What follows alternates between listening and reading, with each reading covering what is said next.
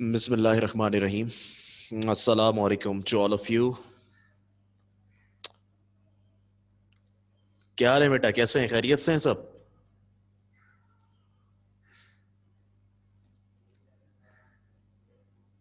How are you all?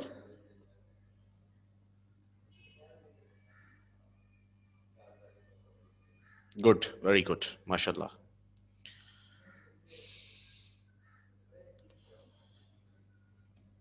अच्छा जी, लोग join करते जा रहे हैं। आप लोग जब तक ये बताएं कि हमने अब तक क्या पढ़ा है, कल कहाँ तक हमने पढ़ा था। थोड़ा सा रिव्यू दें उसका, कौन बताएगा? उसके बाद फिर हम आगे बढ़ते हैं जी।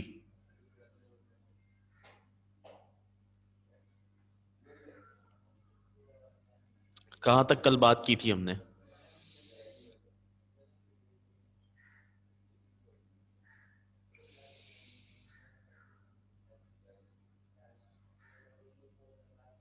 ठीक है, ठीक है, ओके। जी फाकिया, आप बताएं। स्लीपिंग मेंबर बन के हमने नहीं रहना है। अच्छा लाइबा बेटा, दो दो दफा आई हुई हैं आप, खैरियत तो है? क्या हुआ, आवाज नहीं आ रही थी क्या?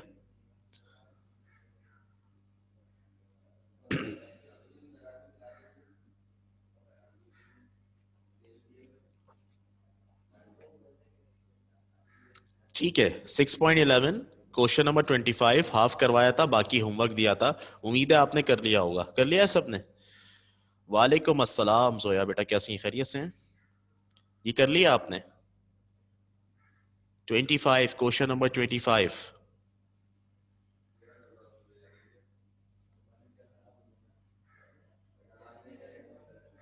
सही है, जबरदस्त। अगर कर लिया है तो कोई इशू है तो पूछ सकते हैं आप लोग।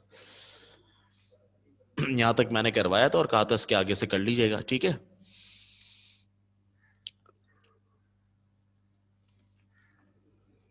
Any issue, any question regarding this question और नॉट?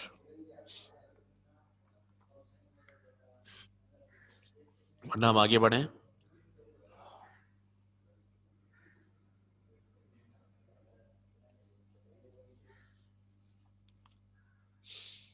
जी बच्चा, डन।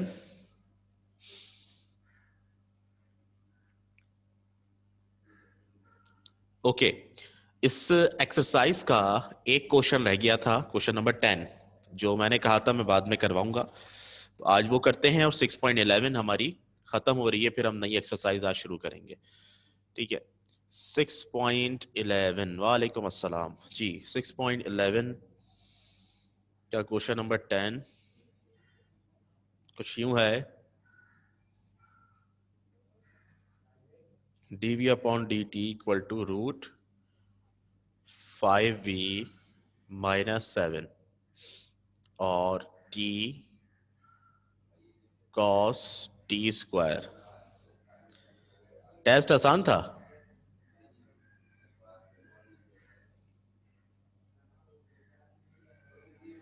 हैं? अच्छा, चलें, अच्छी बात है फिर तो।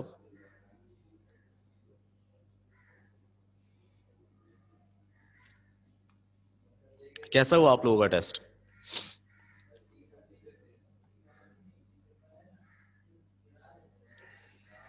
बहुत इजी था। अच्छे बच्चे हैं ना आप लोग, असल में मसला ये है। बच्चे अच्छे हैं ना पढ़ने वाले, इसलिए आसान लगा।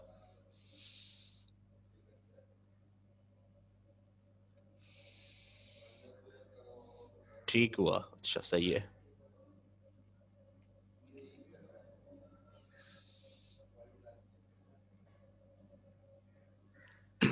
चलें जी, तो अब आगे जरा बात करते हैं। ये सवाल है हमारे पास, आपको याद होगा हमने इस एक्सरसाइज में कुछ सवाल ऐसे किए थे जिसमें हमारे पास वैल्यूज नहीं दी जाती थी, तो हम सी की वैल्यू नहीं निकालते थे। इसमें भी सी की वैल्यू तो नहीं निकालनी, लेकिन एक इशू है इसके अंदर, जिसकी वजह से ये सवाल उस वक्त होल्ड करवाया था। तो अब इसको करवा रहे हैं। चलें जरा मैं लिखता हूँ सवाल। dv upon dt equal to root 5v minus 7 और t कॉस टी स्क्वायर। सही है। वी वाले एक तरफ कर लेंगे बेटा, टी वाले एक तरफ कर लेंगे, तो यहां पर डीवी मौजूद है। मैं क्या कर रहा हूं, इसको इधर ला रहा हूं। रूट 5v माइनस का 7। इसी तरह dt को इधर ला रहा हूं, t cos t square dt इधर आ रहा है, ठीक है। v वाले एक तरफ, t वाले एक तरफ। अच्छा, लेफ्ट पर सबसे पहले तो मैं इंटीग्रल ऑन बोथ साइड कर देता हूं, फिर बात करूंगा। Taking integral on both sides, दोनों साइड्स पर इंटीग्रल आएगा। लेफ्ट पर इंटीग्रल आया, ये हो गया dv अपॉन, और रूट के अंदर 5v माइनस का 7, 5v माइनस का 7 इक्वल टू, राइट पर आप देखें तो ये integral t minus cos t square, यही लिखा हुआ है, sorry t cos t square, t cos t square, और dt को उधर लेगा, ठीक है। ये हमने v वाले एक तरफ कर लिए, t वाले एक तरफ कर लिए, ये वही काम है जो हम करते आ रहे हैं काफी दिन से। लेफ्ट पे मैं क्या करूंगा अब जी, इसका रूट हटाएंगे, पावर लगाएंगे, बिल्कुल 5v माइनस 7 पर से रूट हटाएंगे, और रूट हटा के पावर हाफ यानी 1/2 लगा देंगे। राइट पर integral t cos t square और dt, सही है। अच्छा, 5v माइनस 7 की पावर हाफ है, इसको ऊपर ले आएंगे बेटा, तो ये ऊपर आके हो जाएगी माइनस हाफ। 5v माइनस 7 की power minus half dv equal to integral t cos t square dt, सही है। अच्छा, लेफ्ट हैंड साइड की बात करूंगा मैं अभी आपसे, पहले सिर्फ बताएं लेफ्ट हैंड साइड पर इंटीग्रेट कैसे करेंगे।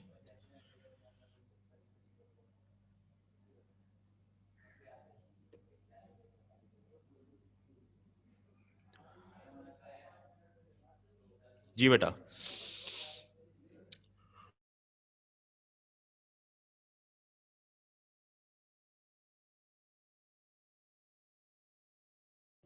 हाँ वही तरीका है पुराना, पावर को छुपा के अंडर पावर का डेरिवेटिव लेंगे। अंडर पावर का डेरिवेटिव आ रहा है 5, तो 5 यहाँ पे नहीं है, तो 5 से मल्टीप्लाई 5 से डिवाइड करेंगे, उसके बाद डेरिवेटिव मिल जाएगा यहाँ पर, ठीक है।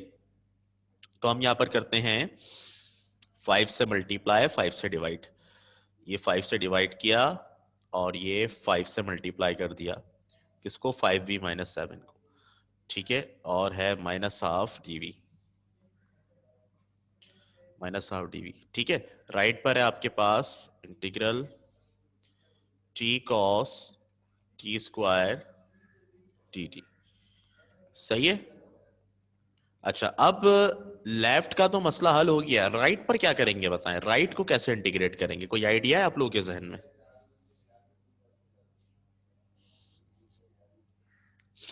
राइट वाले को कैसे सॉल्व करेंगे, t cos t square dt लिखा हुआ है,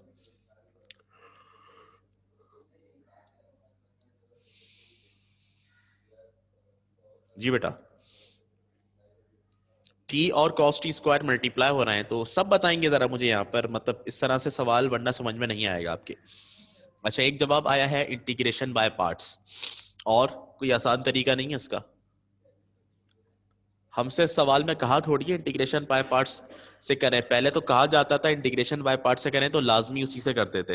लेकिन मैं आपको ये बताता चलूं, मैंने शायद पहले भी बताया था कि जो सवाल इंटीग्रेशन बाय पार्ट्स से सॉल्व हो सकता है वो किसी और मेथड से भी हो सकता है, ठीक है।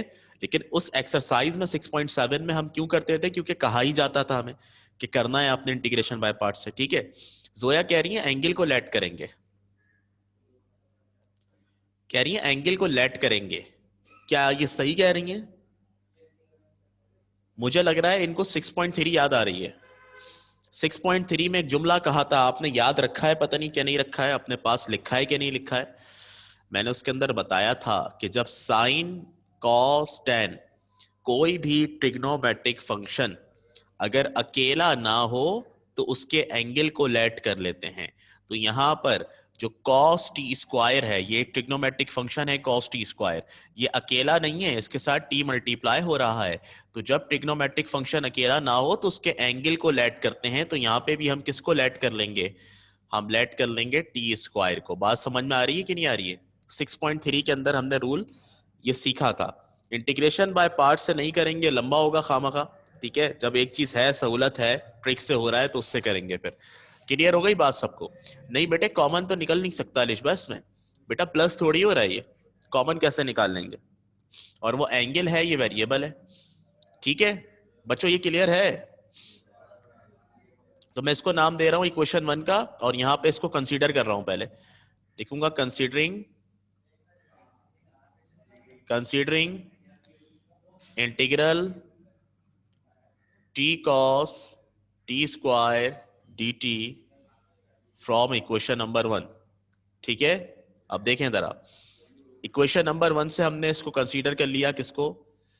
T cos t square d T को, और इसको नाम दे दिया हमने इक्वेशन ए का। किसका नाम दे दिया हमने? इक्वेशन ए का। इक्वेशन ए हमारी। अब क्या करने वाले हैं, क्योंकि कॉस अकेला नहीं है, ट्रिग्नोमेट्रिक फंक्शन अकेला नहीं है, तो उसके एंगल को लेट करेंगे। तो यहां लिखेंगे let y equal to t square, angle को लेट कर लिया।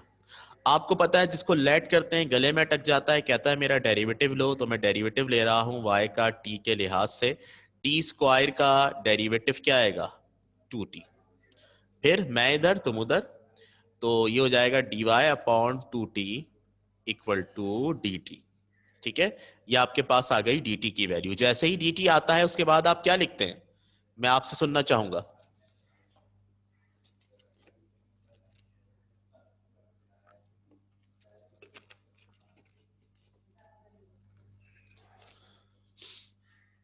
एग्जैक्टली, इंटीग्रल ए बिकम्स, तो यहां पर हम लिख देते हैं इंटीग्रल, देयरफॉर इंटीग्रल ए बिकम्स, सही है। इंटीग्रल ए क्या होगा? ये इंटीग्रल टी कॉस, ये देखें टी स्क्वायर की जगह आप क्या लिखेंगे?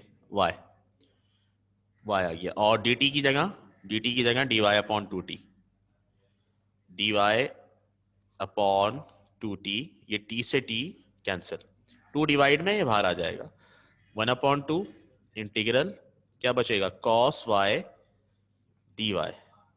ठीक है, इसको इंटीग्रेट कर लें अब। इंटीग्रेटिंग, जब इसको इंटीग्रेट करेंगे बेटा तो क्या होगा? 1/2 cos y का इंटीग्रल, आपको पता है साइन y के बराबर होता है, साइन y प्लस का c, एंड में वही कर्जा लुटाओ जवाब लेके आओ, y की जगह क्या पुट कर देंगे? y बराबर है t स्क्वायर के, तो y की जगह t स्क्वायर आ जाएगा, ये हो गया 1/2 साइन टी स्क्वायर प्लस का c। ये हमने किसकी वैल्यू निकाली है? इस इंटीग्रल की, integral t cos t square d t. तो लेफ्ट पर हम लिख देंगे integral t cos t square d t equal to half sine t square plus c, half sine t square plus c. यानी इसकी जगह हम ये पुट कर सकते हैं, ये जो हमें दिया हुआ है। ठीक है बेटा, तो अब इक्वेशन नंबर 1 हमारी क्या होगी? इक्वेशन नंबर 1 हमारी क्या होगी, जरा गौर से देखिएगा। नाउ इक्वेशन 1 बिकम्स, इक्वेशन 1 हम लिखते हैं पहले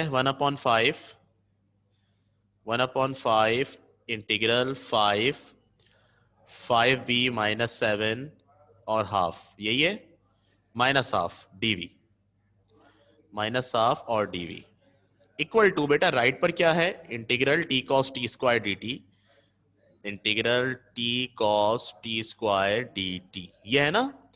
अब जरा इसको इंटीग्रेट कर देते हैं साथ, यहां पर लिखते हैं इंटीग्रेटिंग, लेफ्ट पर आपको पता है क्या होगा, क्योंकि अंडर पावर का डेरिवेटिव बराबर में मौजूद है, तो पावर में +1 करेंगे, यानी ये हो जाएगा 5v माइनस 7 की पावर माइनस हाफ है, इसमें +1 होगा, और यही पावर नीचे आ जाएगी माइनस हाफ +1। ठीक है, राइट पर अगर आप देखें तो राइट वाले की वैल्यू हमने अलग से कैलकुलेट की है, कितनी आई है? Half sine t square, half sine t square और प्लस का सी, 1/5 ऐसे ही रहेगा, और ये 5v माइनस 7, 1 में से हाफ निकालेंगे तो क्या हो जाएगा? हाफ, अपॉन फिर 1 में से हाफ निकालेंगे क्या हो जाएगा? हाफ, और equal to 1/2 sine t square plus का सी। ये 1/2 डिवाइड में ऊपर आके मल्टीप्लाई होगा, तो ये हो जाएगा आपके पास 2/5, ठीक है, और इसकी पावर हाफ हटा के मैं क्या लगा रहा हूं, root 5v-7 equal to 1/2 sine t square plus का c, and this is your required answer. आपने डिफरेंशियल इक्वेशन को सॉल्व कर लिया। अब इसमें कोई प्रॉब्लम है तो मुझे बताइए। कहां से? इंटीग्रल ए के बाद से। अच्छा बेटा, इंटीग्रल ए बिकम्स, इंटीग्रल ए ये था हमारा T cos t square d t. तो बेटा टी कॉस को तो मैंने ऐसे ही लिखा यहाँ पर। अब टी स्क्वायर लिखा होता है ना, तो टी स्क्वायर को हमने बराबर लिया हुआ है वाई के, तो मैंने टी स्क्वायर की जगह वाई लिख दिया। फिर उसके बाद है डी टी। डी टी किसके बराबर है? D y upon two t के, तो मैंने डी टी की जगह d y upon two t लिख दिया बेटा। ठीक है, टी से टी कैंसिल हुआ, cos y d y upon two बचा था, तो टू क्योंकि कांस्टेंट है उसको बाहर निकाल दिया, 1/2 हो गया, इंटीग्रल कॉस वाई हो गया। अब कॉस वाई का इंटीग्रल क्या होता है? साइन वाई, तो ये हमने इसका इंटीग्रल निकाल लिया साइन वाई। अब वाई बराबर है टी स्क्वायर के, हमने पीछे लेट किया हुआ है, तो उस वाई की जगह हमने क्या पुट कर दिया यहाँ पर? टी स्क्वायर पुट कर दिया। सही है, ये हमने वैल्यू निकाली है इस इंटीग्रल की, तो ये बराबर आ गया हाफ साइन टी स्क्वायर के। ठीक है, इंटीग्रेट करने से पहले इक्वेशन वन में पुट नहीं करेंगे। अच्छा, सी की वैल्यू नहीं निकालेंगे बेटा? सी की वैल्यू कैसे निकाल सकते हैं? इसके अंदर हमें वैल्यूज ही नहीं दी गई वेरिएबल्स की, तो सी की वैल्यू तो निकाल ही नहीं सकते इसमें। ठीक है, अच्छा क्या है, इंटीग्रेट करने से पहले इक्वेशन वन में पुट नहीं करेंगे। इंटीग्रेट करने से पहले, समझा नहीं मैं आपकी बात, कहां पे इंटीग्रेट करने से पहले? ये वाला इंटीग्रेट करने से पहले हमने इंटीग्रेटिंग के बाद वैल्यू पुट की है इसकी। हमने ये दिखाया है कि हमने इसको इंटीग्रेट किया है तो ये आंसर आया है, पीछे हम इसको इंटीग्रेट कर चुके हैं। इसी का पूछ रही हैं आप?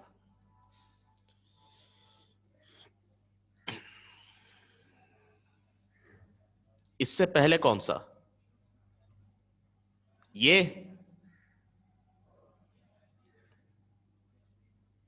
इंटीग्रेट करने से पहले नहीं, हम पूरा इंटीग्रेट कर रहे हैं, पूरा सॉल्व कर रहे हैं और इंटीग्रल की वैल्यू निकाल रहे हैं, और डायरेक्ट पूरे इंटीग्रल की वैल्यू उसमें पुट कर देंगे।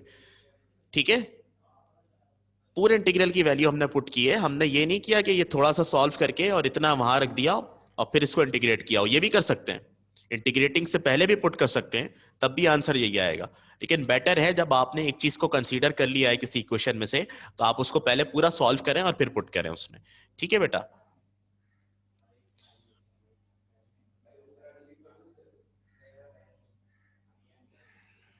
और बोले और कोई सवाल? स्टार्ट से दिखा देता हूं मैं, कॉपी वगैरह करना है तो कर लें।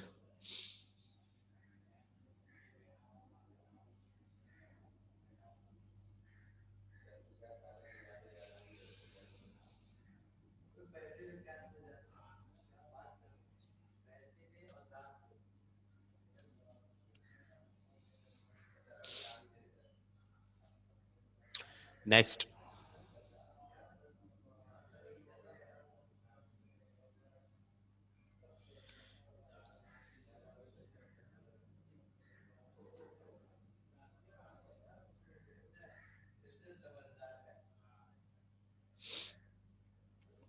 ठीक,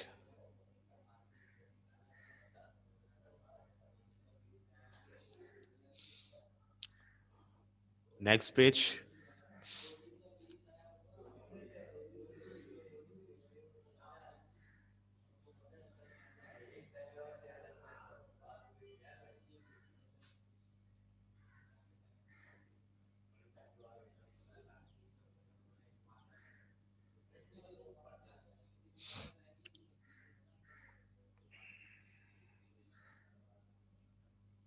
नेक्स्ट,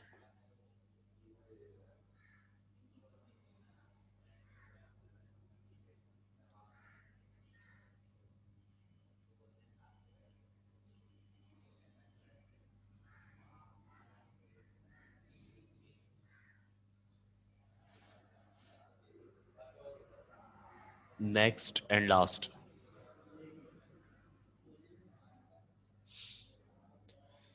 ठीक है बच्चों, तो आई होप ये बातें आपको समझ में आ गई हैं, और यहाँ पे आके हमारी जो एक्सरसाइज 6.11 है, उस एक्सरसाइज 6.11 का जो है वो इख्तिताम होता है।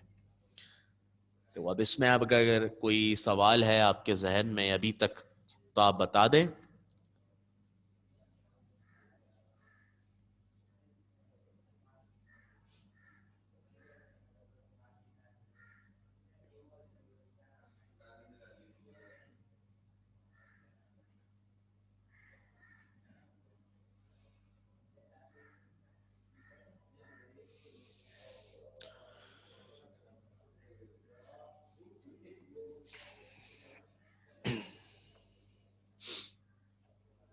हाँ, कुछ मिसलेनियस प्रॉब्लम्स हम डिस्कस करेंगे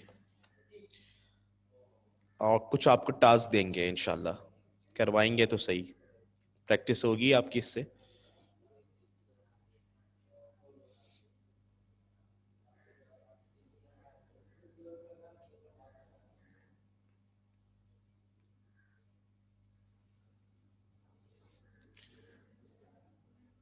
अच्छा, नेक्स्ट एक्सरसाइज से पहले मैं थोड़ा सा मैं चाहूंगा कि रिफ्रेश किया जाए आपको।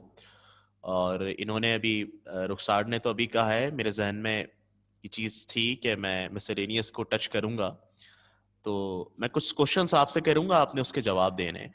और मे भी किसी का मैं माइक भी ऑन करूं इसमें, तो माइक ऑन कर लीजिएगा, ये मत बोलिएगा खराब है।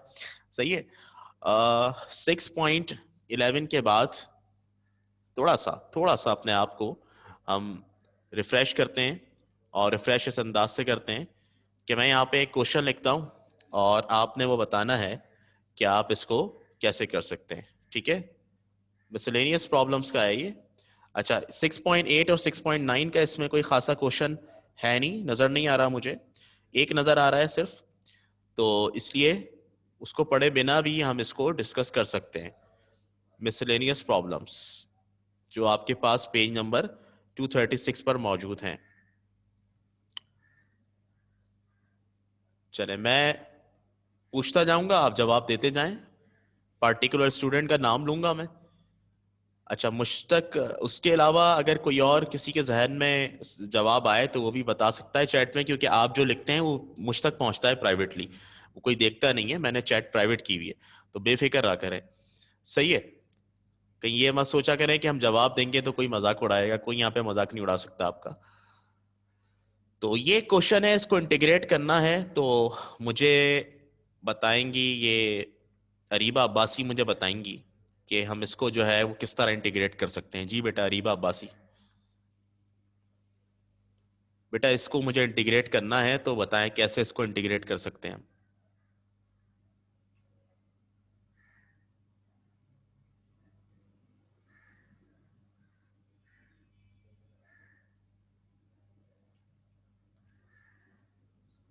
और कोई तरीका बेटा? इंटीग्रेशन बाय पार्ट से तो हो ही जाएगा ये। इंटीग्रेशन बाय पार्ट्स तो वो है कि बस दो फंक्शन मल्टीप्लाई हो रहे हो तो आंख बंद करके हम लगा सकते हैं। एक और इसकी ट्रिक बताई थी। ईमान ने जवाब दे दिया, ईमान नदीम ने। अरीबा थोड़ा सा अपने आप को पीछे लेके जाओ 6.3 में। जुनैरा ने भी जवाब दिया है, रुखसार ने भी जवाब दिया है इसका। हाँ, जवाबात मेरे पास आना शुरू हो गए, सही जवाब आ रहे हैं मेरे पास। 6.3 में पढ़ाई थी ये चीज आपको।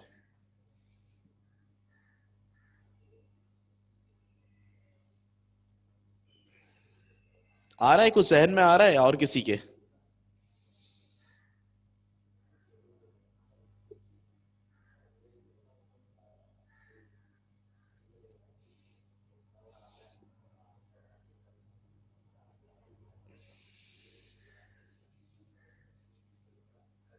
बिल्कुल बेटा सही है। ई की पावर का डेरिवेटिव बराबर में मौजूद है, और अगर ई की पावर का डेरिवेटिव बराबर में मौजूद हो तो ई की पावर को लेट कर लेते हैं। ई की पावर है 10y, 10y का डेरिवेटिव सेक स्क्वायर y बराबर में मौजूद है, तो ई की पावर को लेट कर लेंगे, late x equal to 10y, और इस मेथड से इसको हम सॉल्व कर लेंगे। सही है। तो ये आप लोग कीजिएगा, मार्क करते जाएं अपने पास, जिस तरतीब से मैं बताता जा रहा हूं ये कीजिएगा लाजमी। ठीक है।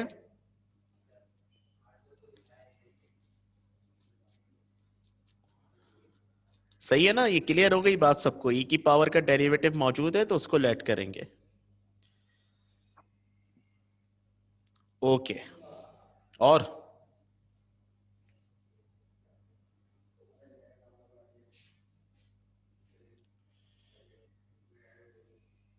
चलें एक और क्वेश्चन लिख रहा हूं आगे।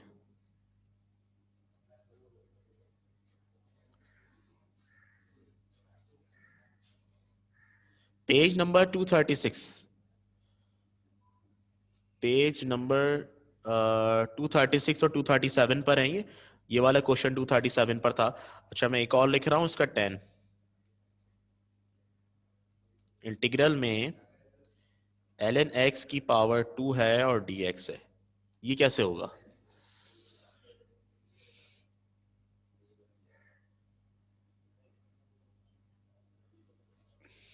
जी बेटा।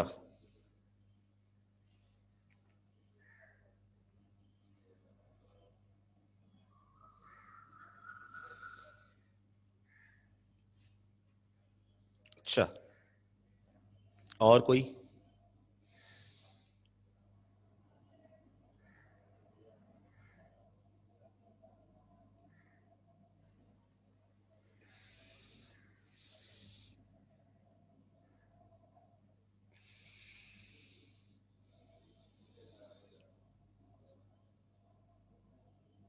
इंटीग्रेशन बाय पार्ट्स, बिल्कुल बिल्कुल ऐसा ही है, क्योंकि ln का हमारे पास कोई डायरेक्ट फॉर्मूला नहीं होता, इसलिए ये हमारे पास इंटीग्रेशन बाय पार्ट्स से ही होगा। क्या u लेंगे इसमें, क्या v लेंगे?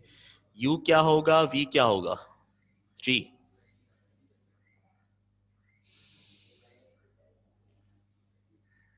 बिल्कुल, u आपके पास ln x का स्क्वायर होगा और v आपके पास 1 होगा। ठीक है बिल्कुल सही है, जबरदस्त हो गया, याद है आपको ये चीज।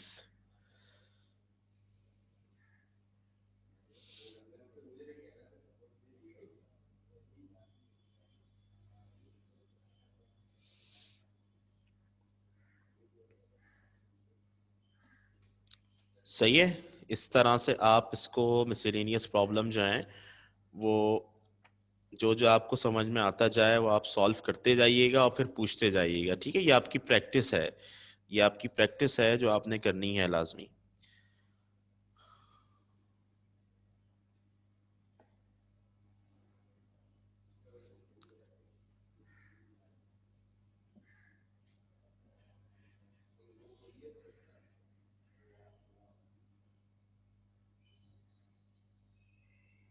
बिल्कुल बिल्कुल ऐसा ही है, सबके जवाब सही आए मेरे पास, यू किसको लेंगे, वी किसको लेंगे। ठीक है। अच्छा इसी तरह से एक चीज और यहाँ पर जो मैं लिख रहा हूँ,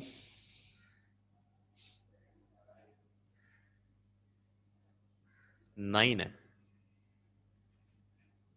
कॉट इनवर्स 2x dx, इसका इंटीग्रल कैसे निकालेंगे बच्चों, ये बताओ। कॉट इनवर्स 2x का,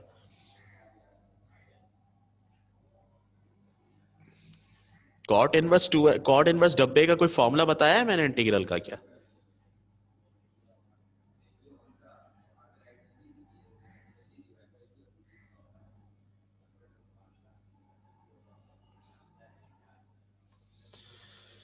हाँ बिल्कुल बिल्कुल, वाह भाई जबरदस्त, यानी चीजें याद हैं सबको।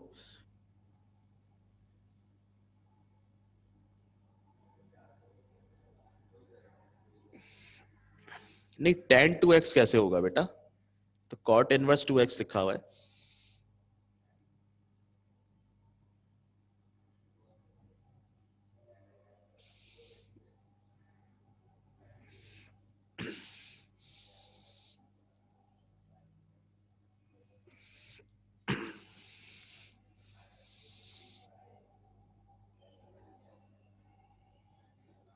बिल्कुल इंटीग्रेशन बाय पार्ट्स लगा सकते हैं, आपको बताया था हमने कि इसमें जब जब कभी आपके पास इंटीग्रेशन बाय पार्ट्स से कोई सवाल आए और उसमें एक आपके पास इनवर्स ट्रिग्नोमेट्रिक फंक्शन हो, तो बेटा इनवर्स ट्रिग्नोमेट्रिक फंक्शन को आप यू मान लेते हैं, ये तो मैंने चीज बताई भी है ना। और अगर दूसरा ना हो तो उसको वी मान लेते हैं और वी वन हो जाएगा इसमें। तो यू कॉट इनवर्स 2x है और वी वन है आपके पास, इसको देखते हुए आप इस सवाल को सॉल्व कर सकते हैं। ठीक है, डन हो गया।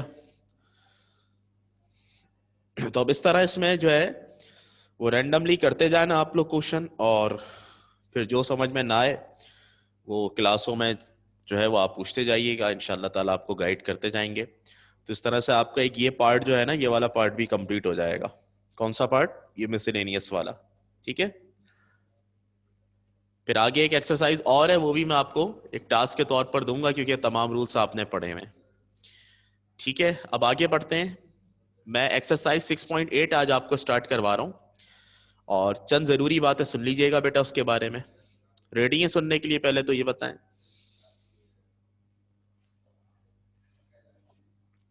6.11 हम खत्म कर चुके हैं। कौन कौन सी एक्सरसाइजेस हमने पढ़ ली हैं अब तक? माशाल्लाह से चैप्टर बहुत बड़ा है ये, जो अब आहिस्ता आहिस्ता जा रहा है एंडिंग की तरफ।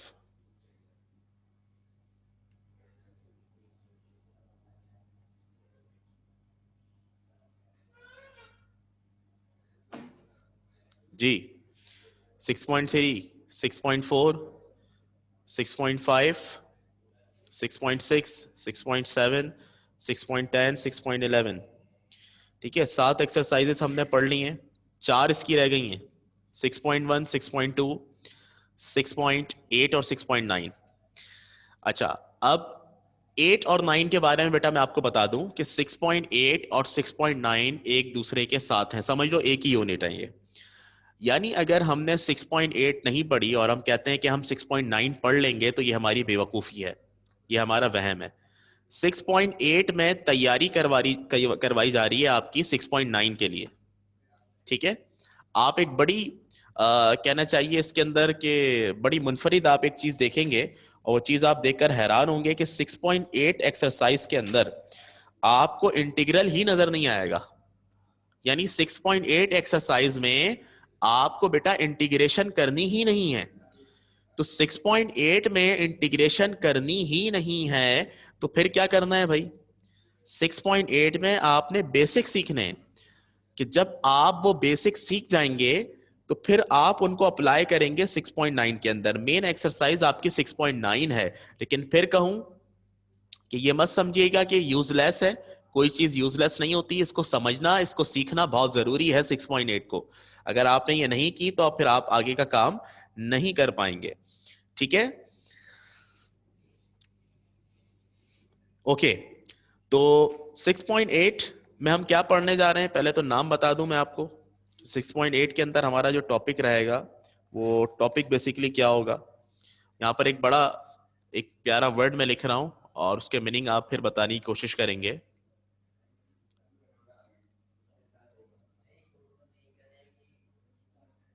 Partial fractions. 6.8 में हम पढ़ेंगे किसके बारे में? पार्शियल फ्रैक्शंस के बारे में। तो अब मुझे जरा बताएं आप लोग कि आप लोग पार्शियल फ्रैक्शन के बारे में जानते हैं? What is a partial fraction? ये पार्शियल फ्रैक्शन क्या होती है?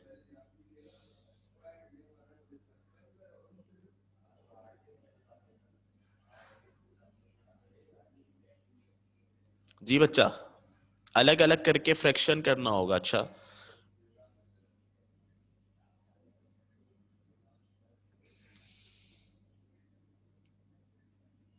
और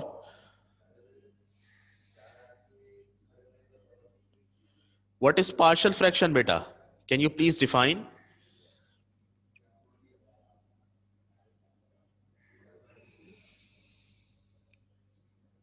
हाफ फ्रैक्शन, ओके। इसके अलावा पार्शियल का मतलब तो पता है ना वैसे? हम पार्शियल का वर्ड कहां यूज करते हैं? आपने केमिस्ट्री में बहुत यूज किया होगा ये, पार्शियली नेगेटिव, पार्शियली पॉजिटिव।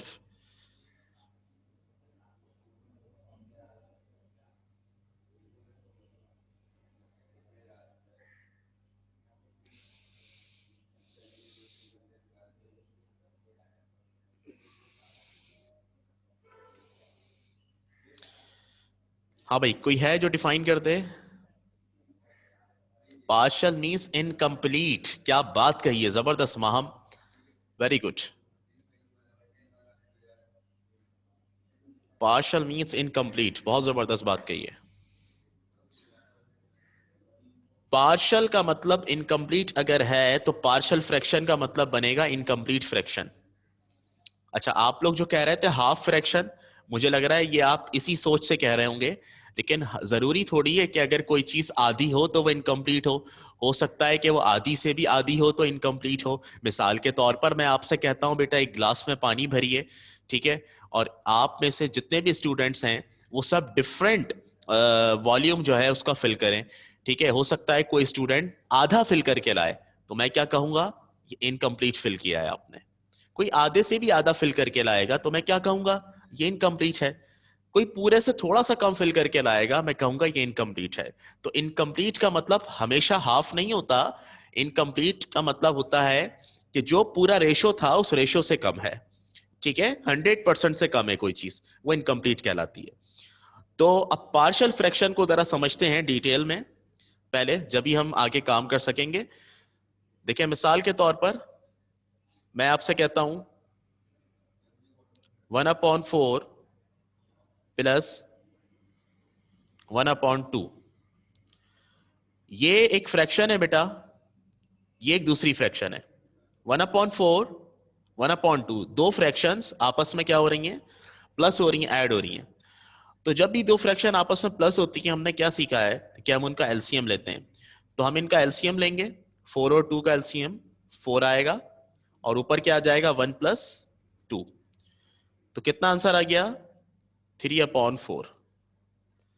ये हमने क्या किया, ये हमने ये किया कि हमारे पास दो अलग अलग फ्रैक्शंस थी, दो अलग अलग फ्रैक्शंस थी, 1/4 और 1/2।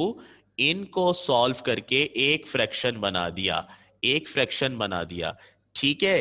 तो बेटा जब आप बहुत सारी चीजें मिलाकर कोई एक चीज बनाते हैं तो आप कहते हैं ये मेरे पास अब मेरे प्रोसेस का रिजल्ट आया है। मिसाल के तौर पर आप बिरयानी बनाने चलें तो आप उसमें राइस भी डालेंगे, आप उसमें गोश्त भी डालेंगे, आप उसके अंदर दीगर चीजें भी डालेंगे, ठीक है। तमाम चीजें जब आप उसके अंदर डालेंगे तो तमाम चीजें डालने के बाद जो चीज आपके सामने आएगी आप कहेंगे ये रिजल्टेंट है, ये रिजल्टेंट है, ये इसका नतीजा मुझे मिला है। जी बेटा वरीशा ऐसा ही है, ठीक है। इसी तरह से आप सारा साल मेहनत करते हैं, आपको जो आपको जो उसके बाद आउटपुट मिलता है, जो आउटकम मिलता है, वो आपका रिजल्ट होता है, ठीक है। क्या फ्रैक्शन आया ऐड करने के बाद, बिल्कुल बिल्कुल, फ्रैक्शन आया है तो फ्रैक्शन भी तो रिजल्ट है ना, ठीक है। बेटा कोई भी प्रोसेस दुनिया में जब परफॉर्म होता है तो उसका जो आउटपुट होता है उसको रिजल्ट ही तो कहते हैं, भाई ये रिजल्ट है, इसका नतीजा सामने आया है। कोई भी आप एक्शन करते हैं तो उस एक्शन की वजह से जो चीज आपको हासिल होती है वो क्या कहलाता है, वो रिजल्ट कहलाता है। तो ये रिजल्टेंट है इसका। किसका रिजल्टेंट है, दो फ्रैक्शंस को प्लस करने का। तो बेटा ये जो आपके पास फ्रैक्शन आई है दो को प्लस करने के बाद, ये रिजल्टेंट फ्रैक्शन कहलाएगी। कौन सी फ्रैक्शन कहलाएगी, रिजल्टेंट फ्रैक्शन, रिजल्टेंट फ्रैक्शन, ठीक है। और जिन दो फ्रैक्शंस को ऐड या सब्ट्रैक्ट करने पर रिजल्टेंट फ्रैक्शन आती है, उन फ्रैक्शंस को हम नाम देते हैं पार्शल फ्रैक्शंस, पार्शल फ्रैक्शंस। अब क्लियर हो गई बात, बिल्कुल जो बात आप लोग कह रहे थे बिल्कुल ठीक थी, इनकम्प्लीट फ्रैक्शन। यानी ये जो फ्रैक्शन है, रिजल्टेंट फ्रैक्शन के पार्ट्स, रिजल्टेंट फ्रैक्शन के कंपोनेंट्स को पार्शियल फ्रैक्शन कहा जाता है। जैसे कि आपने फिजिक्स में वेक्टर पढ़ा होगा, ठीक है, एक रिजल्टेंट वेक्टर होता है और एक रिजल्टेंट वेक्टर के कुछ कंपोनेंट्स होते हैं, कुछ पार्ट्स होते हैं, ठीक है। तो इसी तरह से यहां पर फ्रैक्शन के जो पार्ट्स हैं उनको पार्शियल फ्रैक्शन कहा जाता है। क्या बात क्लियर हो गई है,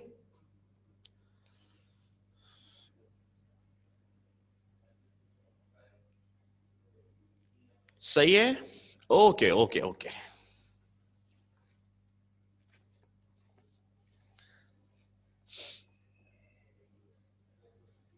चलें ठीक है, आगे चलते हैं।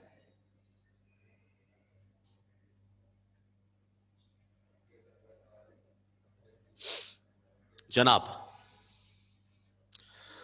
बेटा हमारे पास जो फर्स्ट क्वेश्चन है उसकी हम बात करेंगे इसमें, और वो है कुछ यूं,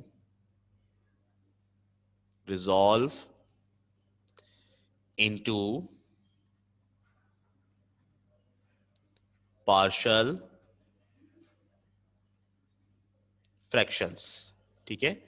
रिजॉल्व करना है आपने किसमें, पार्शियल फ्रैक्शन के अंदर। 7x minus 25 x minus 3 x minus 4, ये जो हमें एक फ्रैक्शन दी जा रही है, ये किस फॉर्म में लिखी हुई है, ये किस फॉर्म में लिखी हुई है, क्या कहेंगे इसको, कौन सी फ्रैक्शन है ये, रिजल्टेंट है या पार्शियल है, किस फॉर्म में लिखी हुई है?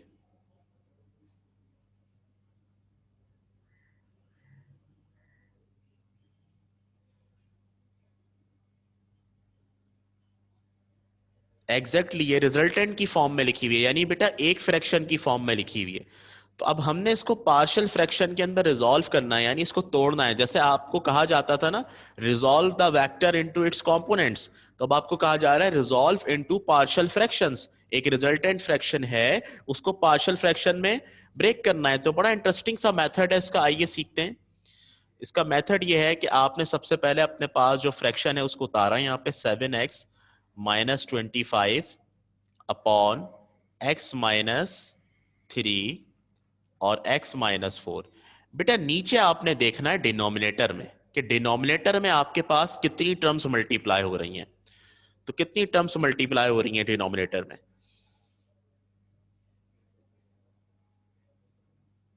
दो टर्म्स मल्टीप्लाई हो रही हैं, x माइनस 3 और x माइनस 4।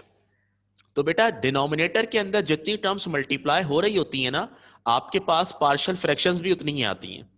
तो अभी इस वक्त इस सवाल के अंदर डिनोमिनेटर में दो टर्म्स मल्टीप्लाई हो रही हैं, तो आपके पास फ्रैक्शंस भी कितनी आएंगी, दो ही फ्रैक्शंस आएंगी आपके पास, पार्शियल फ्रैक्शंस, ठीक है। अब उनको लिखते कैसे हैं, 7x minus 25 upon x minus 3 x minus 4 लिखा हुआ है, तो हम यूं लिखेंगे, देखें, a अपॉन x माइनस 3, ऊपर वाला नहीं लिखते, उसकी जगह अल्फाबेट्स लिखते हैं। आपने जो नीचे वाली वैल्यू है x माइनस 3 वो लिख दी, plus b upon x minus 4, ये दो पार्शियल फ्रैक्शन आपने बना दी। उम्मीद है समझ आई होगी बात। ऊपर वाले को कंसीडर नहीं करना आपने बिल्कुल, आपने ऊपर a b c d in letters का सहारा लेना है। तो मैंने लिखा a अपॉन, अब मैं पहली वैल्यू लिखूंगा जो नीचे लिखी हुई है x माइनस 3, फिर प्लस कर दूंगा, फिर मैं लिखूंगा b अपॉन, ठीक है, फिर मैं क्या लिखूंगा b अपॉन, और नीचे जो लिखा हुआ है दूसरी वैल्यू जो लिखी हुई है वो मैं यहां पर लिख दूंगा x माइनस 4, ठीक है। क्लियर हो रही है बात, डन है यहां तक, इतनी बात समझ में आ गई आपको?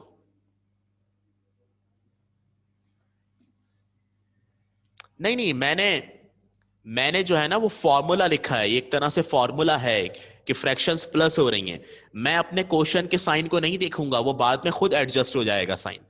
बात समझ में आ रही है? दरमियान में प्लस हो या माइनस हो, कोई भी साइन हो, हम क्या लिखेंगे, प्लस लिखेंगे। जैसे आपको पता होना चाहिए कि वो जो a प्लस बी के होल स्क्वायर का फॉर्मूला है, a प्लस बी के होल स्क्वायर का फॉर्मूला है वो है a square plus 2ab plus b square, ठीक है। ये फॉर्मूला कैसे बना है, b की जगह माइनस लिखने की वजह से। तो जनरल फॉर्मूला एक्चुअली ये है, ठीक है, जनरल फॉर्मूला ये है, इसी की मदद से दूसरा माइनस वाला बना है। तो ये हमने जनरल फॉर्म लिखी है बच्चों, सही है, क्लियर हो गई बात। अब इसी तरह से अगर नीचे तीन टर्म्स मल्टीप्लाई हो रही होती तो आपने क्या करना था, आगे आप लिखते प्लस सी अपॉन, और जो भी आगे टर्म लिखी होती, फॉर एग्जांपल x प्लस 2 है तो आप लिख देते प्लस सी अपॉन x प्लस 2, सही है। अच्छा, अब क्या करें, अब आपने देखना है, या आपने ओरिजिनल जो आपके पास फ्रैक्शन थी उसको ब्रेक करके लिख दिया।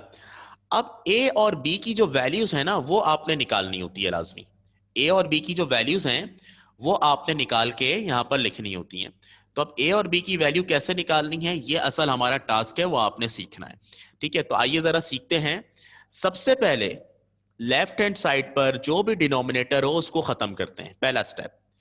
लेफ्ट हैंड साइड पर जो भी डिनोमिनेटर होगा उसको आप खत्म करेंगे। क्या है डिनोमिनेटर में, x माइनस 3 और x माइनस 4। अगर मैं इसको खत्म करना चाहता हूं, मैं चाहता हूं नीचे से x माइनस 3 और x माइनस 4 जो है वो खत्म हो जाए, तो बताएं क्या करूंगा मैं, क्या करूंगा बताएं। मैं चाहता हूं x माइनस 3 और x माइनस 4 खत्म हो जाए। हम्म,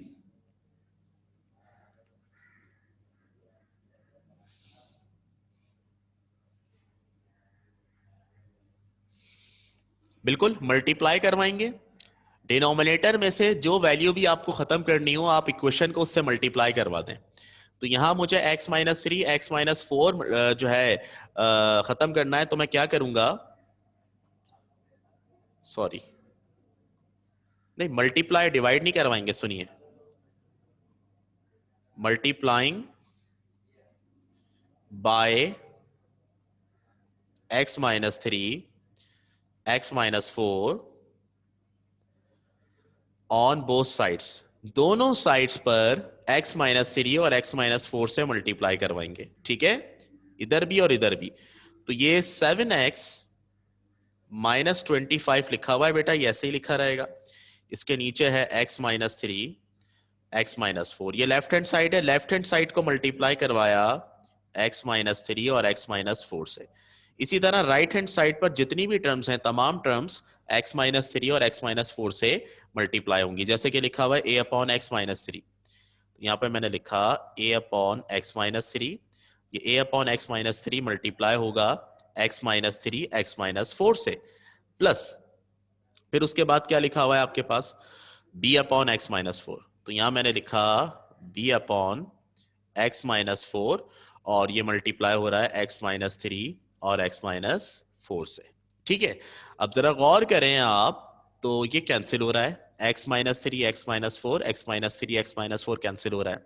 राइट पर अगर आप बात करें तो x माइनस थ्री से x माइनस थ्री कैंसिल हो रहा है और ये x माइनस फोर से x माइनस फोर कैंसिल हो रहा है, तो बच क्या रहा है आपके पास, वो हम यहाँ पे लिख देंगे, लेफ्ट पे बच रहा है 7x माइनस 25 इक्वल टू, यहां बच रहा है a x माइनस फोर और plus b x minus three, ये आपके पास बन रहा है, ठीक है। इसको मैं नाम दूंगा इक्वेशन नंबर 1 का। बताएं इतनी बात क्लियर हुई? सबसे पहले आपने लेट करना है, ये देखें लेट करना है, लेट करना है किस तरह, आपने ए बी सी की फॉर्म में दो तीन जितनी भी फ्रैक्शन बन रही है वो आपने बना देनी है। फिर आपकी कोशिश ये होगी कि लेफ्ट हैंड साइड पर आपके पास जो डिनोमिनेटर में वैल्यू है उस डिनोमिनेटर को आपने खत्म करना है, तो हमने उस डिनोमिनेटर को खत्म कर दिया और फिर इक्वेशन नंबर 1 बना दी। अब हमें ए और बी की वैल्यू चाहिए, अगर हमें ए और बी पता चल गया तो हम इस ए और बी को इस इक्वेशन में पुट करेंगे यहां पर और हमारे पास पार्शियल फ्रैक्शंस आ जाएंगी आसानी से, ठीक है। तो अब ए और बी कैसे लाया जाए वो उसके लिए याद रखिएगा।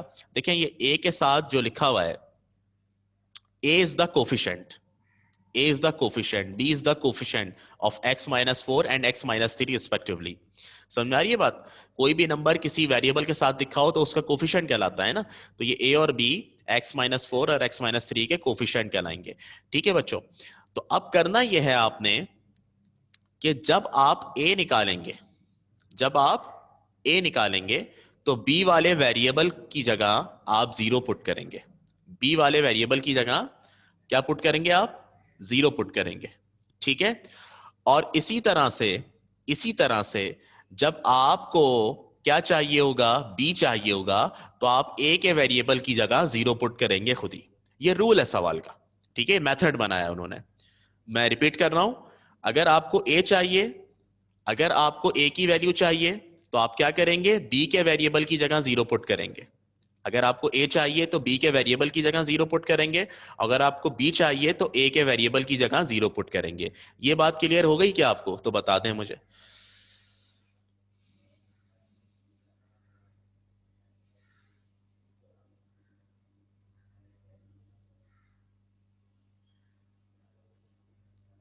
सही है? तो अब देखें मैं क्या करने जा रहा हूं, मैं यहां पर लिख रहा हूं फॉर a। बेटा मुझे a निकालना है, तो बच्चों अगर मुझे a निकालना है तो मैं क्या करूंगा, मैं b के वेरिएबल की जगह जीरो पुट करूंगा, ठीक है। तो मैं यहां पर लिखूंगा putting x minus three equal to zero. समझ आ रही है बात? x माइनस थ्री जीरो का मतलब है माइनस थ्री उधर जाएगा तो प्लस थ्री हो जाएगा, तो इसका मतलब है x की वैल्यू यहां पर हमारे पास किसके बराबर आ जाएगी, थ्री के बराबर, ठीक है। तो अब जहां x माइनस थ्री है वहां तो मैं जीरो पुट करूंगा, जहां x है वहां मैं क्या पुट करूंगा, थ्री पुट करूंगा, ठीक है। तो आइए जरा पुट करते हैं, लेफ्ट हैंड साइड पर आप देखें 7x माइनस 25 लिखा हुआ है, तो हम यहां पर क्या लिखेंगे, हम यहां पर लिखेंगे पुटिंग इन इक्वेशन 1।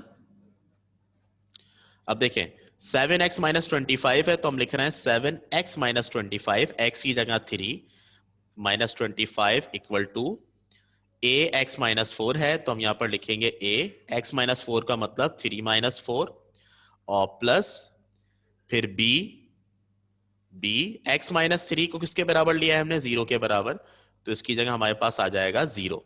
7 3 जा 21 minus 25 equal to a 3 minus 4 किसके बराबर, -1 के बराबर, और ये बी 0 से मल्टीप्लाई होगा तो 0 हो जाएगा, छोड़ दें इसको। 21 माइनस 25 -4 और ये हो गया माइनस का ए, माइनस से माइनस कैंसिल, तो ए किसके बराबर आ गया बेटा, 4 के बराबर आ गया। बताएं ये बात क्लियर हुई है आपको कि हमने किस तरह ए निकाला है? हाँ बच्चों,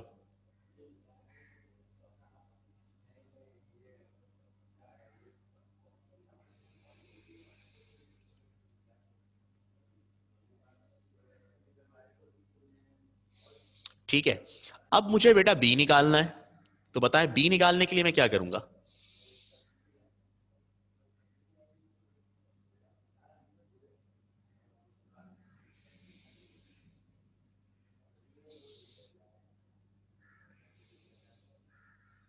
बिल्कुल, बी निकालना है तो x माइनस 4 की जगह 0 पुट करेंगे। तो आइए यहां पर लिखते हैं फॉर बी, ये तो गेम की तरह हो गया बिल्कुल, putting x minus 4 equal to 0। x minus 4 0 put करने का मतलब है -4 उधर जाएगा तो +4, यानी x की वैल्यू 4 आ गई। तो अब जहां x नजर आएगा हमें वहां हम 4 पुट कर देंगे, और जहां हमें x माइनस 4 नजर आएगा वहां हम 0 पुट कर देंगे, ठीक है।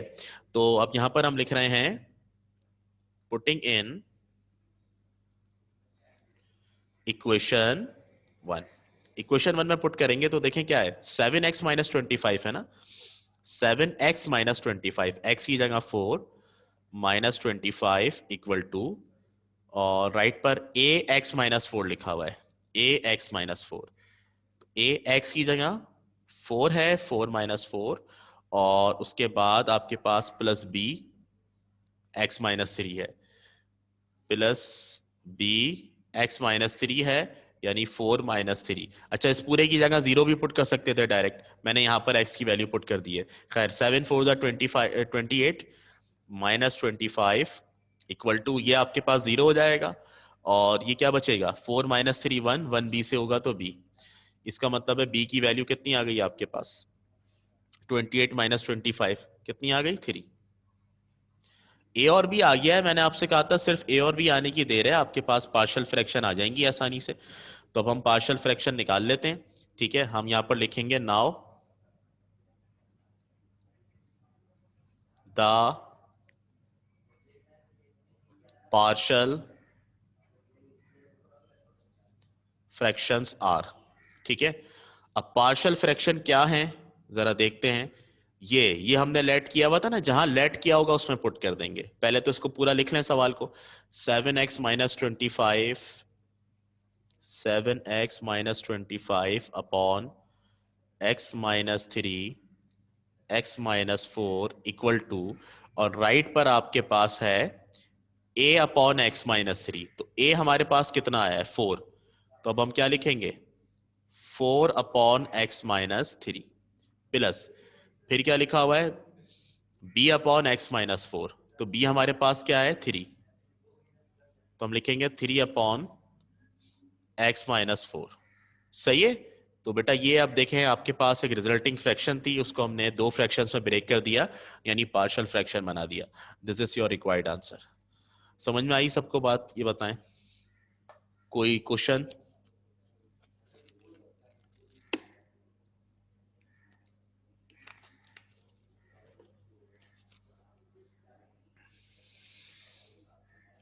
जी बेटा।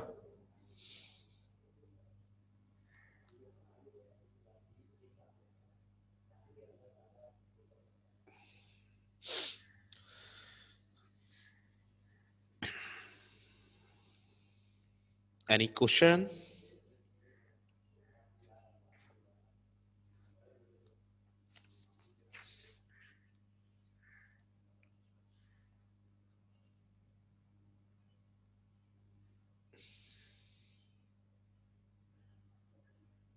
ये मेथड है पार्शियल फ्रैक्शन का बेटा, जीरो लेने वाला। ये बाकायदा डेरिवेशन से प्रूव हुआ है कि जब आप ब्रेक करना चाहते हैं तो आप उसको जीरो सपोज करते हैं एक को, एक वक्त में, तो दूसरे की वैल्यू आ जाती है दूसरी फ्रैक्शन की। अब आप इसको जब लेंगी ना वापस, इसका एलसीएम लेंगी, तो आपके पास यही आंसर आएगा ऊपर, 7x-25। वही बात है ना, रिसर्च होती है चीजों पर तो उसके बाद फिर मेथड सामने आते हैं। मेथड ऐसे ही नहीं बनता, वो फैक्ट्स खुद ही सामने आते रहते हैं तो उसके बाद फिर ये मेथड बन जाता है, और आज मेथड की सूरत में हमारे पास मौजूद है।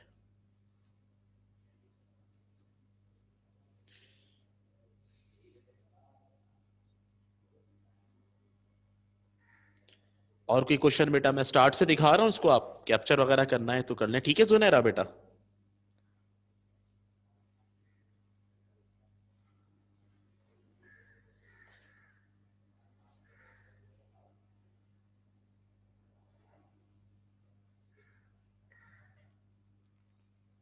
नेक्स्ट।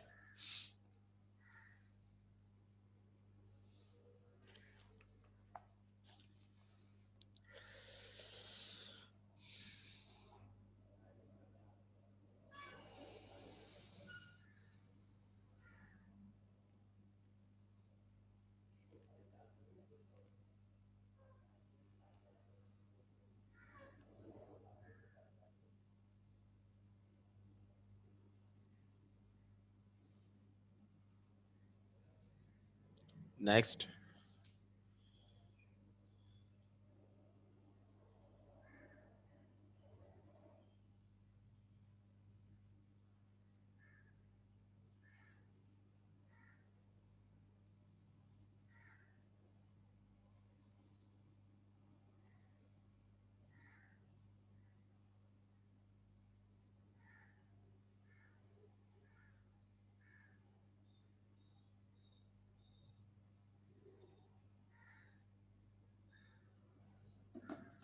नेक्स्ट। हाँ बेटा, कैसा लगा आपको ये मेथड? सही लगा? आसान लगा?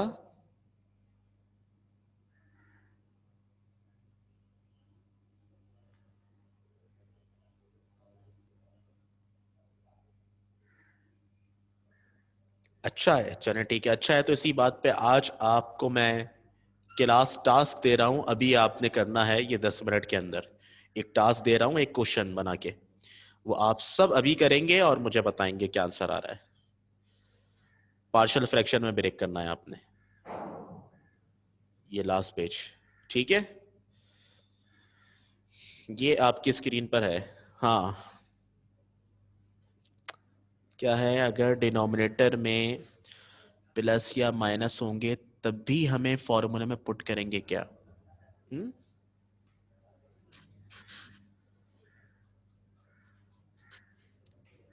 नहीं, डिनोमिनेटर में जब प्लस या माइनस हो रहा होगा बेटा, तो फिर ये मेथड वैलिड नहीं है वहां पे। फिर इस तरह पार्शियल फ्रैक्शन ब्रेक नहीं होती। पार्शियल फ्रैक्शन हमेशा रिजल्टिंग फ्रैक्शन की ब्रेक होती है। तो रिजल्टिंग फ्रैक्शन इसी हालत में होती है हमेशा, प्लस माइनस की फॉर्म में नहीं होती, वो मल्टीप्लाई की फॉर्म में होती है।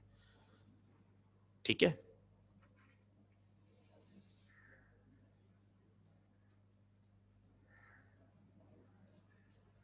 चलें, ये टास्क है आपका, अभी करना है, आपने स्टार्ट हो जाए। फिर मैं पूछता हूं आपसे। x+1 upon, sorry, x+5 upon x+1 x+2।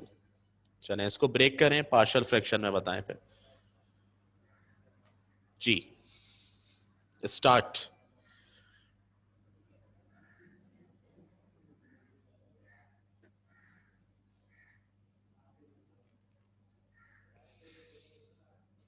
कर लेंगे ना भाई?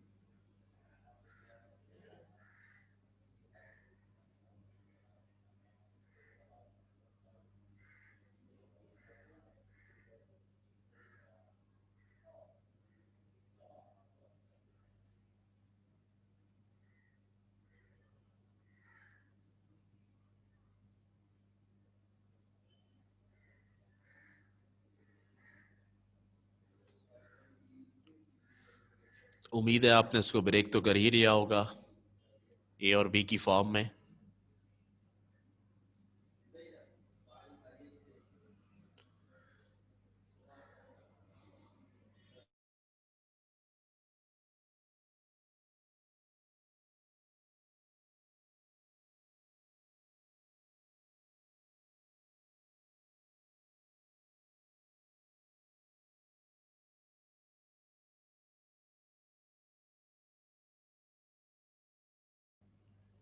वाओ दैट्स गुड, जोया की जो है वो ए की वैल्यू आ चुकी है। क्या ये अभी नहीं बताऊंगा मैं। Good, keep it up.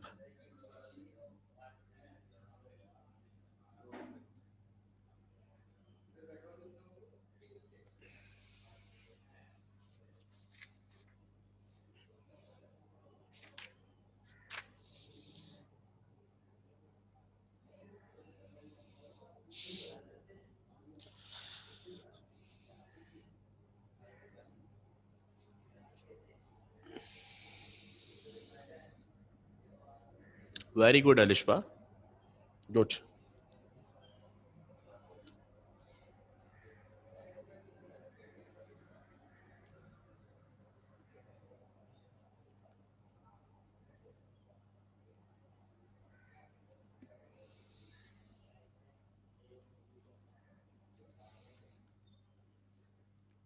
बाकी लोगों के आंसर्स का वेट है मुझे।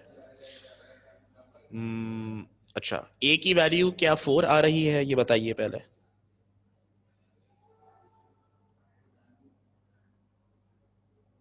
ठीक है, और बी की -3।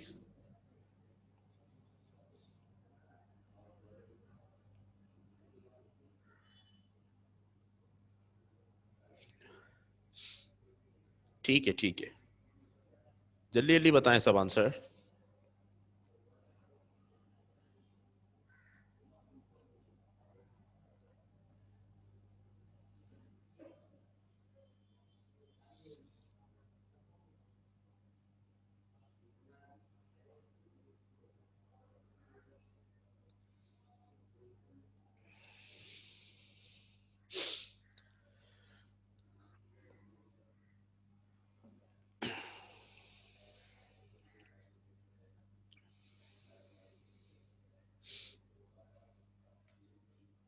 ठीक है, A4B-3। और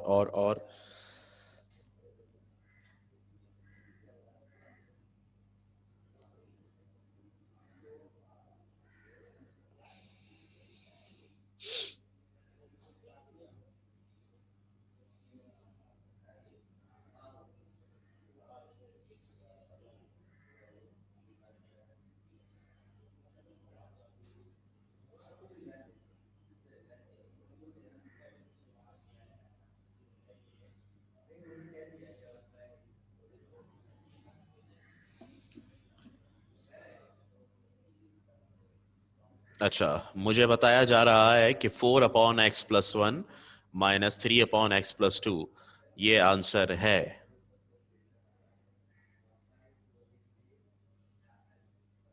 बाकी सबका भी आ रहा है कि आंसर तो यही है।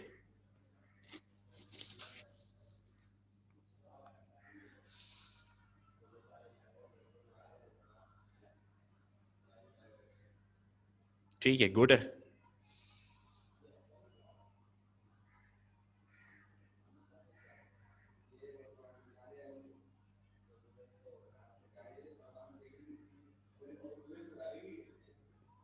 ठीक है बेटा, ए की वैल्यू 4 और बी की वैल्यू -3 आ गई होगी सबकी, उसमें आप पुट करेंगे तो ये आपका आंसर आएगा जो अभी वरीशा ने बताया है, 4/x+1 -3/x+2।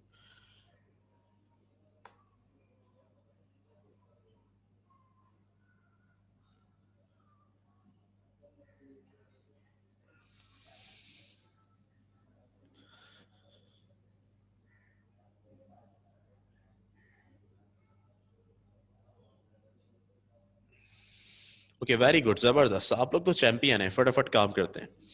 चले, अब मैं एक सवाल जरा करवा रहा हूँ, इसका क्वेश्चन नंबर 2 6.8 का। डरिएगा मत बस देख के, बाकी सब खैर है। ठीक है जनाब, question number 2, 6x³ plus 5x² minus 7/3x² minus 2x-1। जरा देखो इसमें आपको पिछले सवाल से क्या चेंज लग रहा है। अभी एक शहजादी ने सवाल किया था मुझसे कि नीचे अगर प्लस या माइनस हो रहे हो, तो पता नहीं किसने किया था, मुझे नाम याद नहीं आ रहा। तो बेटा आपकी ख्वाहिश इसमें पूरी हो रही है। क्या क्या चेंज है इसमें? तो आपने किया था बरीशा? अच्छा अच्छा, नहीं ठीक है, तो बताएं क्या इसमें आपको डिफरेंस लग रहा है।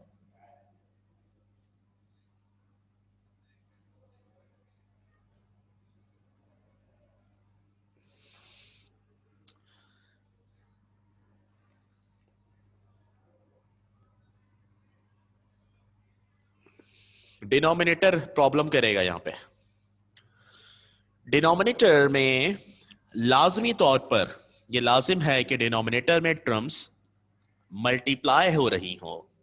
डिनोमिनेटर में टर्म्स मल्टीप्लाई हो रही हो, लेकिन यहां पर डिनोमिनेटर में टर्म्स मल्टीप्लाई नहीं हो रही बल्कि प्लस हो रही हैं।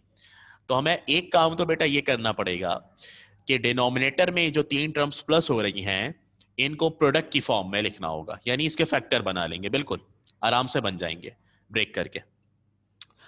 अब एक चीज और है इसमें, और वो ये कि इसमें जो ऊपर इक्वेशन दी हुई है, जो ऊपर एक्सप्रेशन या पॉलिनोमियल दिया हुआ है, उस पॉलिनोमियल में हाईएस्ट पावर 3 है और नीचे पॉलिनोमियल में हाईएस्ट पावर 2 है, तो ये गलत हो गया।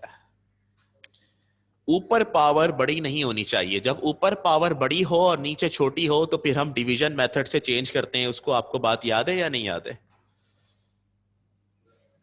ऊपर पावर बड़ी हो नीचे पावर छोटी हो तो फिर डिवीजन मेथड से चेंज करते हैं। ठीक है, तो हम सबसे पहले ये करेंगे, हम इसके फैक्टर्स तो बाद में बनाएंगे नीचे वाले के, इसको मल्टीप्लाई की फॉर्म में तो बाद में लिखेंगे। हम पहले इन दोनों को डिवाइड करेंगे। याद रखिएगा, जब ऊपर वाले एक्सप्रेशन में पावर बड़ी हो और नीचे वाले एक्सप्रेशन में पावर छोटी हो तो हम दोनों को डिवाइड करते हैं पहले। ठीक है, तो आइए जरा डिवाइड करते हैं इसको। सबसे पहले जितना हो सकेगा, अभी जो हमारे पास टाइम है उसमें मैं उतना करवा देता हूं, बाकी फिर हम इसको कल देख लेंगे। थोड़ा कॉन्सेप्ट चला जाए आपके पास, किसको अंदर लिखें किसको बाहर लिखें, है तो बचकाना सवाल।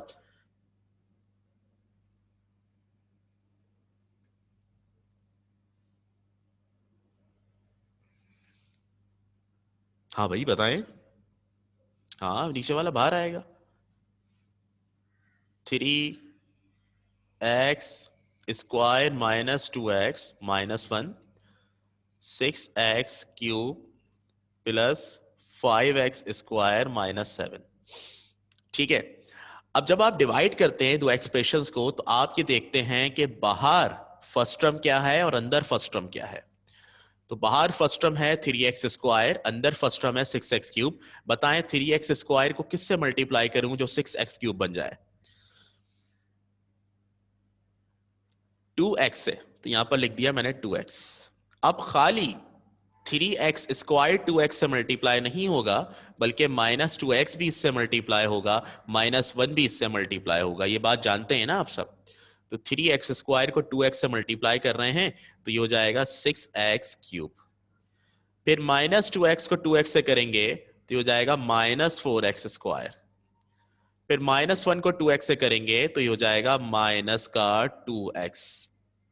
सबके साइन चेंज, ये माइनस, ये प्लस, ये प्लस, प्लस का 6x³ माइनस का 6x³ कैंसिल, प्लस का 5x² प्लस का 4x² दोनों ऐड होंगे, 5 और 4 क्या हो जाएगा? 9x²। ठीक है, फिर उसके बाद प्लस का 2x है उसको ऐसे ही लिख दिया और ऊपर से -7 उतार लिया। अब मजीद हो सकता है ये?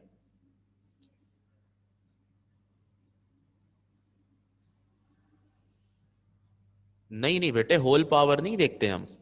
जब डिवीजन करना हो तो हम होल पावर नहीं देखते हैं, हम वेरिएबल की इंडिविजुअल पावर देखते हैं। हम पॉलिनोमियल की पावर देखते हैं कि पॉलिनोमियल के अंदर इंडिविजुअल जो वेरिएबल है उसकी पावर क्या है हाईएस्ट। याद कीजिए जरा एक सवाल इंटीग्रेशन का, होल पावर से कभी भी नहीं देखते हम। डिवीजन करते वक्त, क्योंकि हम जब डिवाइड करते हैं तो होल पावर वाले को तो कभी भी इस तरह डिवाइड नहीं करते हैं। ठीक है बच्चा, बताओ अब आगे होगा ये मजीद? मजीद आगे सॉल्व कर सकते हैं इसको या नहीं?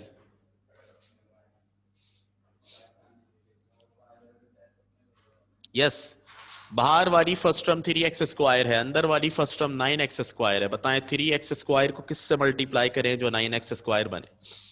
3 से करेंगे, जाहिर सी बात है, तो यहां लिख दिया 3। अब सिर्फ 3x² 3 से मल्टीप्लाई नहीं होगा, बल्कि -2x भी होगा और -1 भी होगा, तो ये हो जाएगा आपके पास 9x²। -2x 3 से होगा तो ये हो जाएगा -6x, और -1 3 से होगा तो ये हो जाएगा -3। इसका साइन चेंज माइनस, ये प्लस, ये प्लस, तो बताएं क्या बचेगा? प्लस का 9x² और माइनस का 9x² कैंसिल, प्लस का 6x और प्लस का 2x, कितना हो जाएगा? 8x। अच्छा, -7 और +3, माइनस का 4। अब बताएं मजीद हो सकता है या नहीं?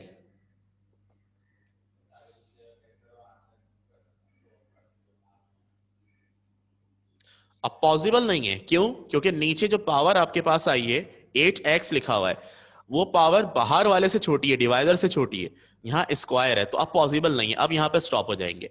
अच्छा, अब लिखने का तरीका क्या होता है? मैंने बताया था आपको कि जब आपके पास आंसर आ जाए तो फर्स्ट आप ये लिखते हैं, उसके बाद आप माइनस साइन के साथ ये लिखते हैं, फिर एंड में आप नीचे ये लिखते हैं। ठीक है, तो हम क्या लिखेंगे? अब हम लिखेंगे नाउ, नाउ हमारे पास जो ये थी फ्रैक्शन 6x³ प्लस 5x² -7, ये जो पूरी थी हमारे पास, अब ये किसके बराबर हो गई है? ये अब हम यहां पर लिखने वाले हैं। ठीक है, तो अब हम यूं लिखेंगे 6x³ प्लस 5x² -7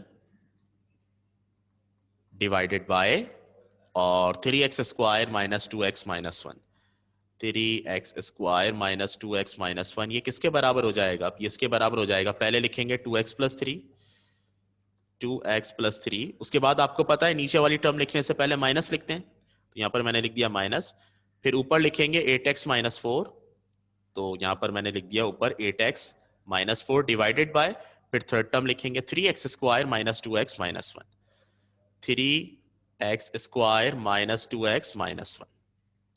ठीक है भाई? अच्छा, अब आप यहां पर देखें तो ये 2x + 3 ऐसे ही चलता रहेगा, माइनस, ऊपर आप देखो तो बेटा इनमें से कॉमन आ रहा है, 4 कॉमन आ रहा है, 4 कॉमन निकालेंगे, अंदर क्या बचेगा?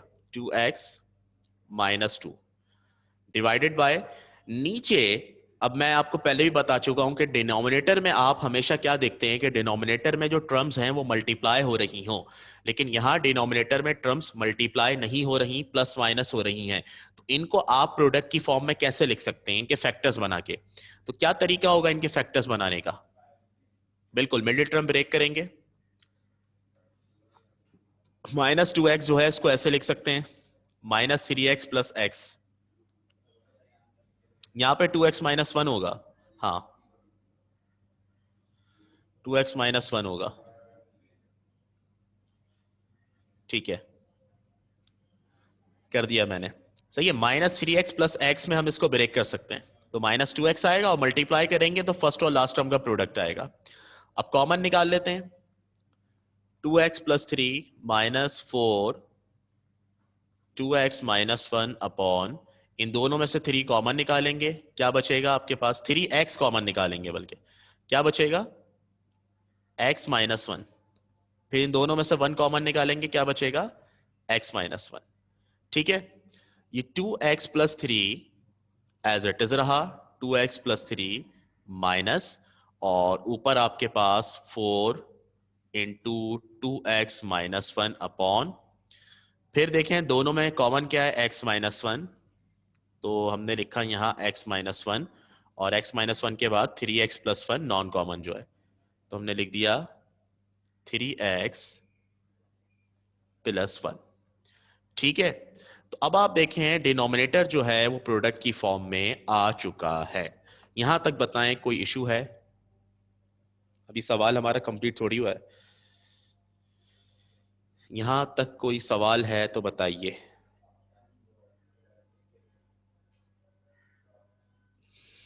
डन, यहां तक स्टार्ट से देख लें। 3 पेजेस हैं, ये फर्स्ट पेज है हमारे पास जिसके अंदर हमने डिवीजन की है इस चीज की,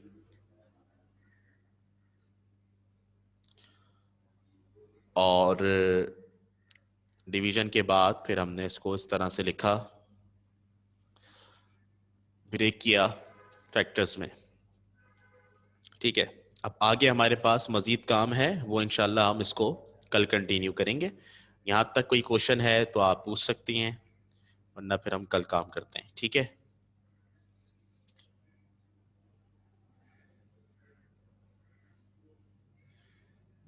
सही है बच्चों, चलें इजाज़त दीजिए, इंशाल्लाह फिर कल इसको कंटिन्यू करते हैं। Thank you, Allah Hafiz. First slide दिखा दूँ? अच्छा ये लो।